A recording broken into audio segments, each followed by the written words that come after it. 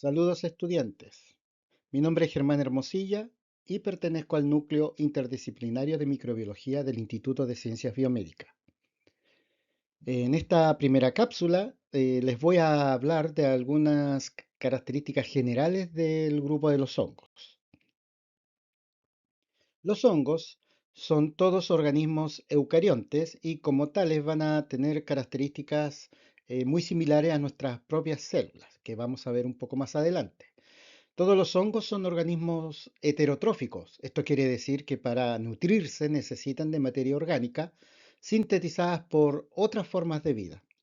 Además son absortivos, ya esto porque no tienen un sistema digestivo desarrollado y deben absorber los nutrientes desde el exterior.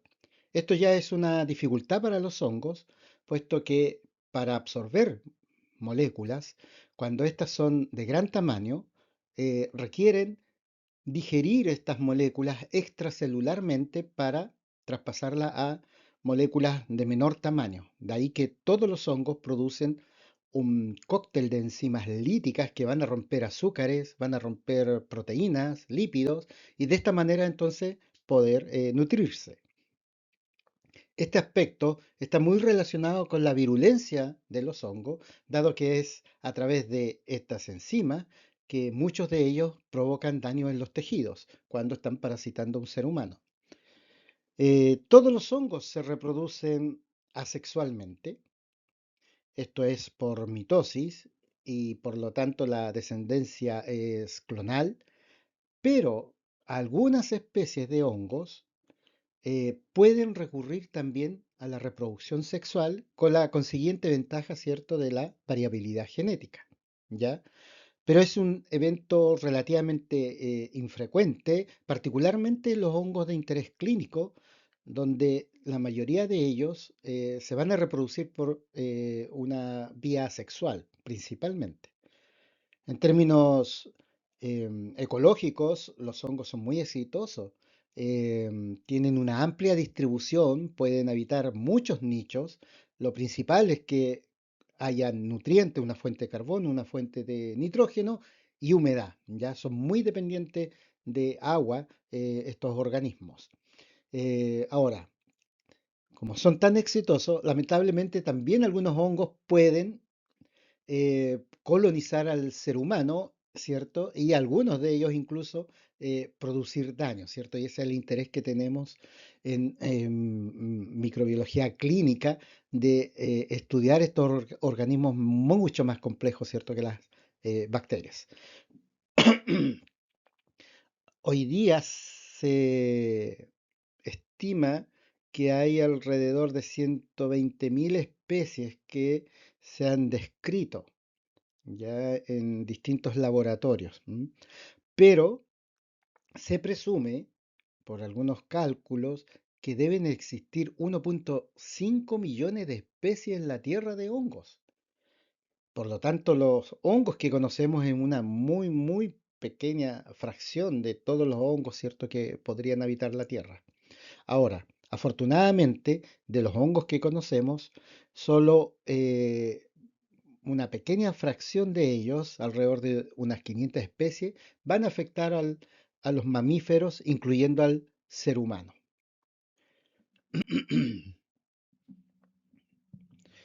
Bien, los hongos, hemos dicho, son organismos eucariontes, pero vale la pena, ¿cierto?, destacar cuáles son las diferencias entonces con los procariontes como las bacterias o arqueas. Ya hemos mencionado que los hongos, sus células son muy similares en términos característicos, ¿cierto? Eh, a las células de los seres humanos.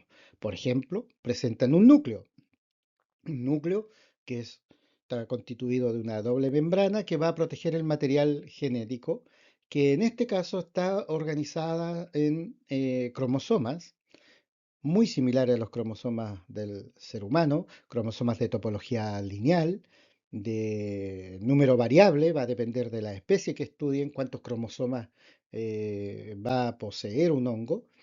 Sin ir más lejos, un hongo que probablemente ya es familiar para ustedes, Candida albicans, es un hongo que posee 8 cromosomas, ¿ya? Pero el número va a variar de especie a especie.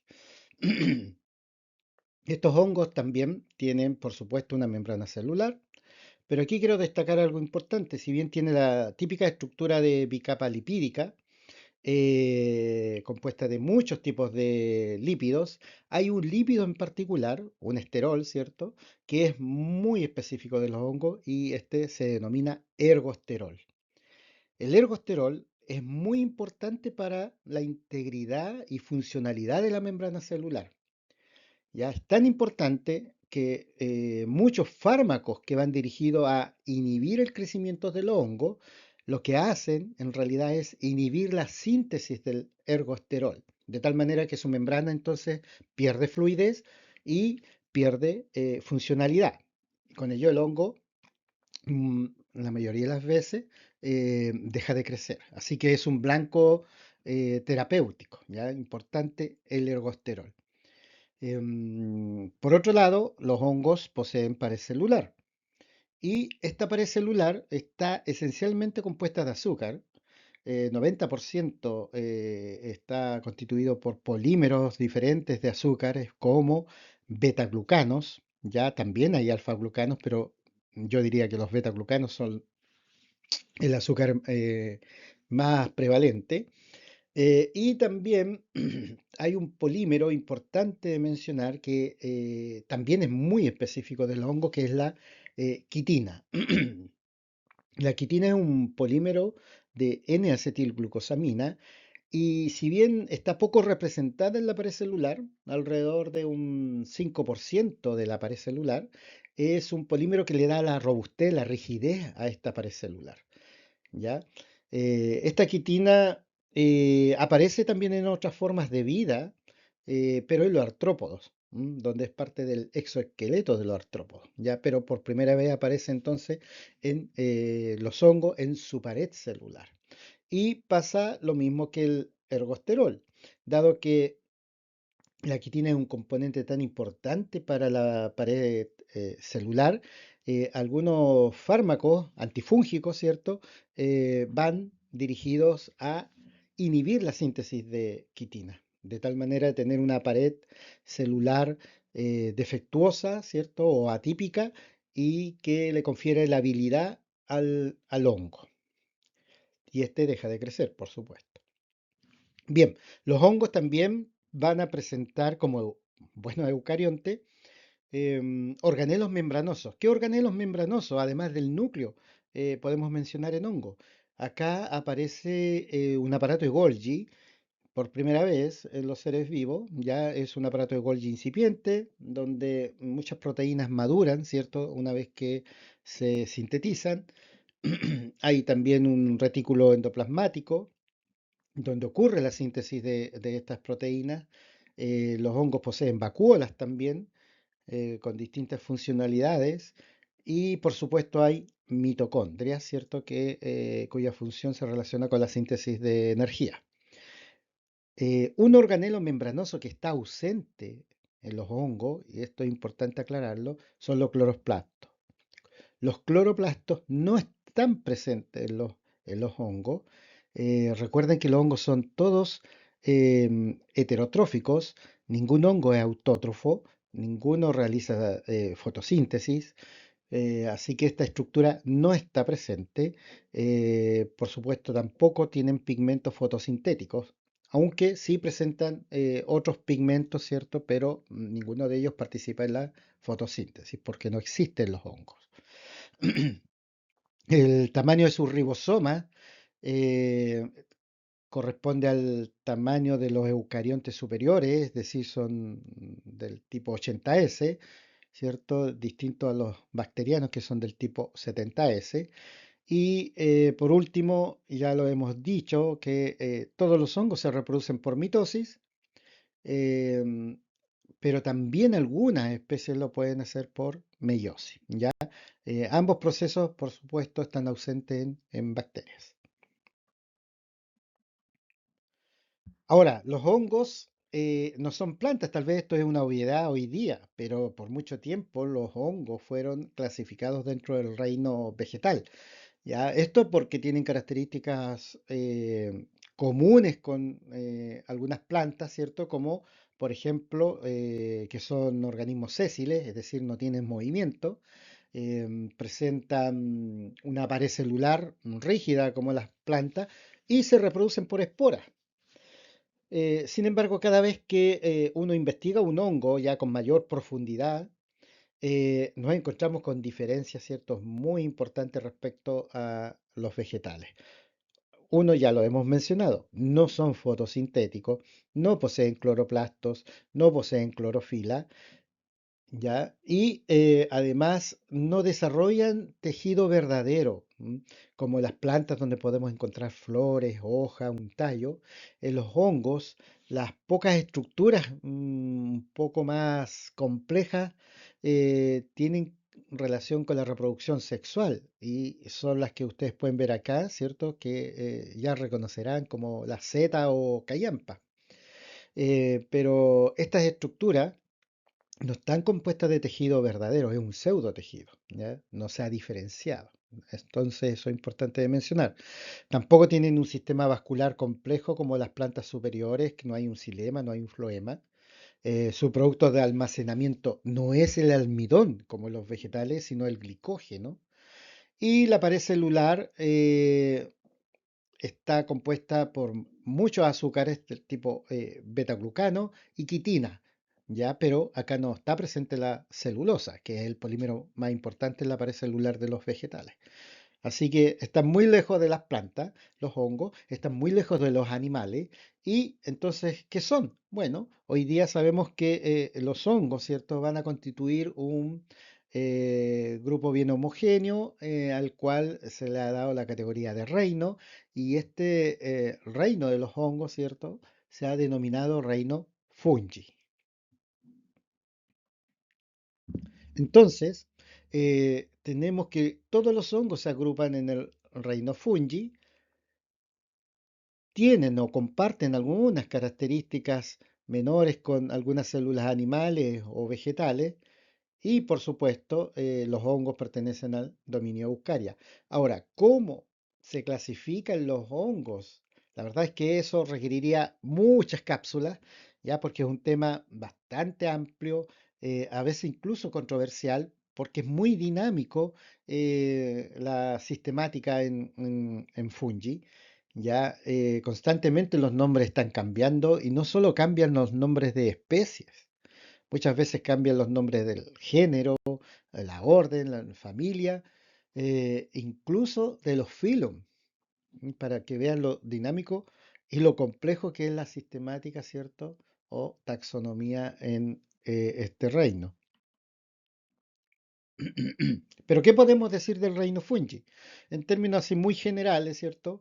El reino fungi estaría compuesto principalmente de organismos que son inmóviles, aunque hay una pequeña fracción de hongos que tienen movilidad en alguna fase de su ciclo celular. Estos hongos tienen reproducción asexual, todos, y ya lo hemos dicho, ¿cierto? Algunas especies de hongos pueden haber desarrollado también la reproducción sexual.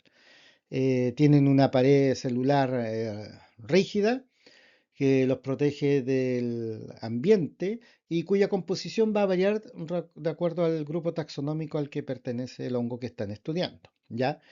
Esas serían como las características, ¿cierto? Amplias o muy generales de los organismos que pertenecen a este reino. Ahora, este reino se va a subdividir en filum, ¿ya? A veces en algunos textos lo van a encontrar como divisiones. Acá vamos a preferir usar el término filum. ¿Qué filum son importantes o se han descrito, mejor dicho, en los hongos? En aparición en tiempo evolutivo, es decir, los primeros hongos que aparecen en la faz de la Tierra son los Chytridiomycota, ya es un grupo entonces de hongos muy, muy antiguos. Estos hongos pueden ser unicelulares o bien hongos filamentosos aceptados. Luego vamos a aclarar esos conceptos. Y este grupo va a reunir algunos hongos entonces que son bastante parásitos, es decir, parasitan a muchas otras formas de vida, pero curiosamente hasta ahora nos han reportado infecciones provocadas por hongos de este grupo en el ser humano. Por lo tanto, no es un grupo de interés clínico humano, ¿ya? Así que no es un grupo que vamos a ahondar durante estas cápsulas. Luego aparece el grupo de hongos Phylum Zygomicota. Estos son hongos que son todos hongos filamentosos y una característica importante de estos hongos filamentosos es que son aceptados, ¿ya? No tienen tabique, eso es lo que quiere decir aceptados. Ahí lo vamos a ver luego con una imagen que lo va a aclarar. Más tarde aparecen los ascomicota y finalmente los hongos más recientes, los basidiomicotas. Tanto ascomicotas como basidiomicotas son hongos que pueden crecer de forma unicelular. Estos se conocen como levaduras cuando son unicelulares, o bien otras especies son hongos filamentosos. Aquí es importante destacar que hongos del grupo Zygomicota, Ascomicota y Basidiomicota contienen especies que sí se han relacionado con enfermedades del ser humano, ¿ya? Así que esto tiene un valor clínico, estos fila que indico o destaco en esta diapositiva. ¿Por qué el Phylum Zygomicota está en gris? Bien, esto tiene que ver con la complejidad, ¿cierto?, de la taxonomía que yo les mencioné en hongo. Este grupo, que es un phylum, ¿cierto?, uno de los grupos o taxas superiores, hoy día se ha descompuesto en varios otros phylum, ¿ya? Un grupo de investigadores en taxonomía ha sugerido que este grupo en realidad está formado por varias phylum y hoy día entonces se indica, lo indica el grupo de Spatófara, eh, que los Zygomicota en realidad son dos phylum, phylum Mucoromicota y el otro phylum sería Zoopagomicota, ¿ya? Eh, Ambos phylum van a tener especies que afectan al ser humano, pero para nosotros tal vez lo más frecuente es encontrarnos con hongos del grupo Mucoromicota afectando o provocando enfermedades en el ser humano, ¿ya? De Zoopagomicota también existen, pero son menos frecuentes, particularmente en nuestro país.